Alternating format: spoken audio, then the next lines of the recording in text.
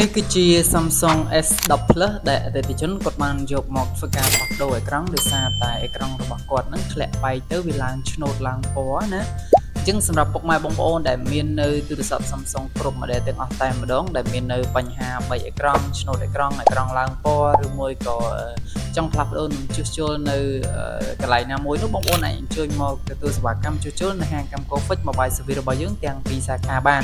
ដោយសាខាទី1យើងមាននៅជាប់រងមូ stop កម្មគោនិងសាខាទី2មាននៅជាប់រងមូ stop ទូគោកនេះផ្ទាល់តែម្ដងបាទសម្រាប់ពុកម៉ែបងប្អូនដែលអញ្ជើញមកឥឡូវនេះយើងមាន promotion បញ្ចុះតម្លៃ 30% យើងនឹងមានកាដូថែមជូនពិសេសផ្សេងៗជូនបងប្អូនដែលគ្រាន់តែធ្វើតាមលក្ខខណ្ឌបាទអរគុណបងប្អូន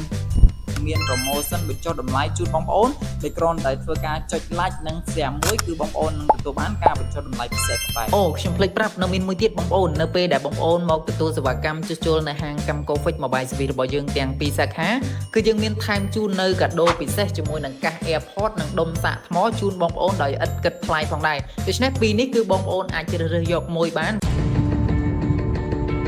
កម្ម Cofix មជ្ឈមណ្ឌលជួសជុលសប្តាហ៍ទំនើបធានាលើគុណភាពតម្លៃសមរម្យសេវាកម្មរហ័សទាន់ចិត្ត